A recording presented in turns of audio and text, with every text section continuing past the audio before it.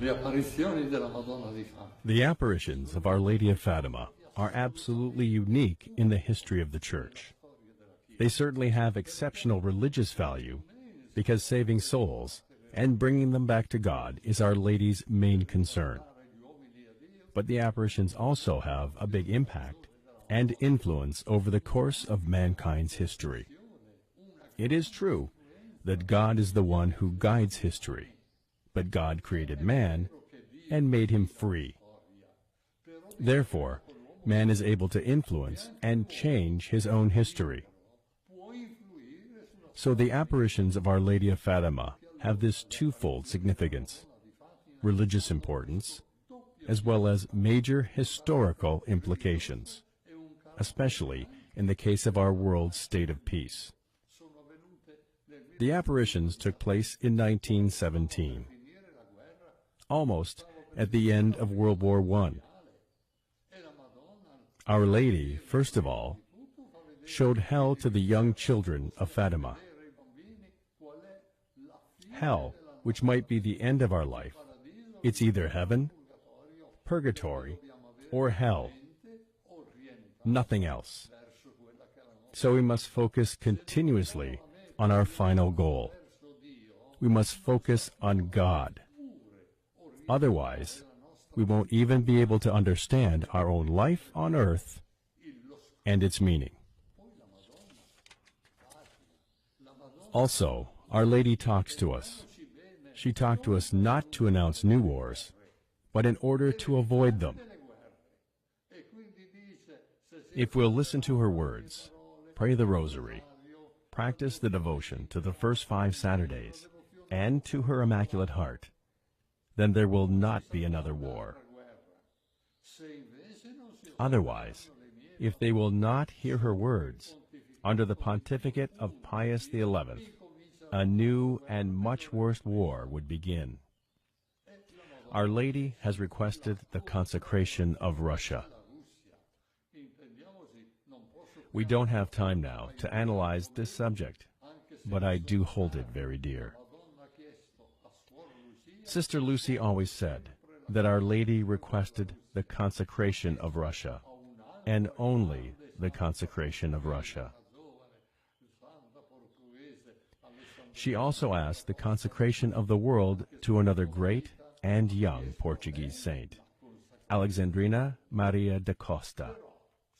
But these two things are very different and are very separate.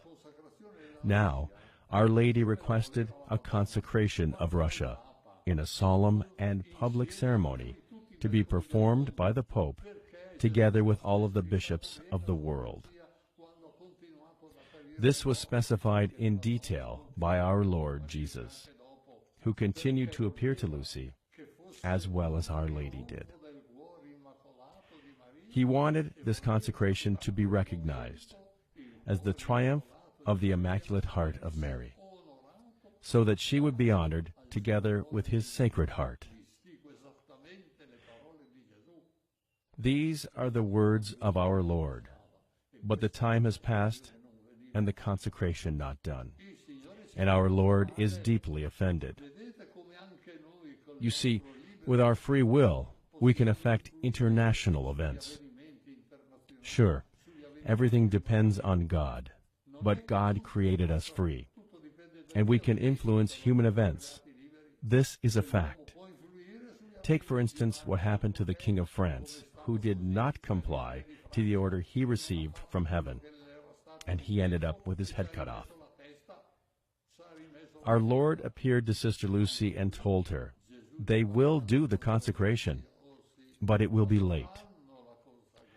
I feel shivers running down my spine when I remember those words, it will be late, because it's our fault if World War II happened in the first place.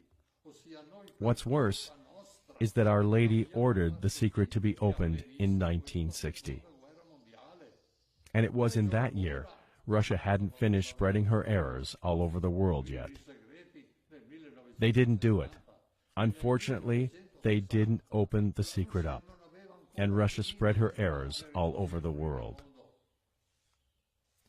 The conversion of Russia would have been a triumph of the Immaculate Heart of Mary, which would have been recognized by the entire world. That's why our Lord wanted a solemn and public consecration to be done by the Pope together with all the bishops of the world. This way, his entire church and all of Christianity, represented by the bishops, would have been consecrated to the Immaculate Heart of Mary. That event will change the course of history. Yes, in 1984, the Pope quite timidly attempted to consecrate Russia in St. Peter's Square. I was there, just a few feet away from him, because I was the organizer of the event in St. Peter's Square. It was March 25th, 1984, and the Pope had the statue of Our Lady of Fatima coming over from Fatima. It's the statue that usually stays in the huge plaza of the sanctuary in Fatima. But for that occasion, he wanted the statue there. Kneeling in front of that statue, he attempted the consecration.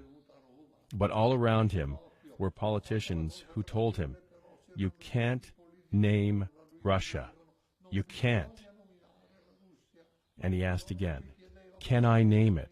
And they said, "No, no, no." But Our Lady didn't appear to bring problems. She came to us to avoid problems, the prophecies of Fatima. Let me tell you what I think about them by using the same words pronounced by Pope Benedict XVI, the last time he went to Fatima. Whoever thinks that the prophetic mission of Fatima is concluded deceives himself. Look at the importance of these apparitions. Look at the damage and collapse we've experienced in the Church, both in its faith and morals. I would like to quote Pope Paul VI in this regard. It was thought that after the Second Vatican Council, we would have a renaissance of the Church.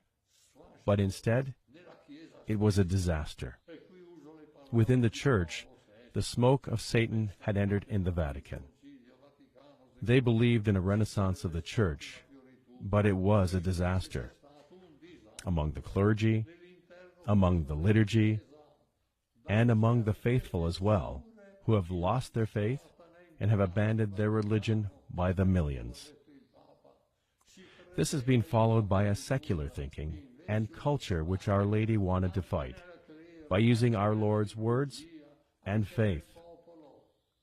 Rationalism, Age of Enlightenment, atheistic communism. They are trying to build a society without God. For them, science and reason justify everything, and we no longer need God. See the results. The family is attacked by divorce. When Jesus said, "What God has united, let not a man separate." And what about abortion? With millions of unborn babies killed every year, when our Lord said, "Do not kill," in his fifth commandment. Look at the disaster we are facing today.